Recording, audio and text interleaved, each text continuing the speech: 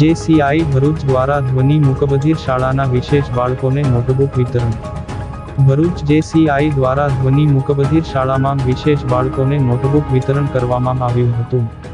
ભરૂચ શહેર જિલ્લામાં social work કાર્ય કરતી જેસીઆઈ ભરૂચ દ્વારા ધ્વનિ મૂકબધિર શાળાના 55 જેટલા વિશેષ બાળકોને ઉપસ્થિત જેસીઆઈ હોદ્દેદારોના હસ્તે નોટબુક વિતરણ કરવામાં આવી હતી.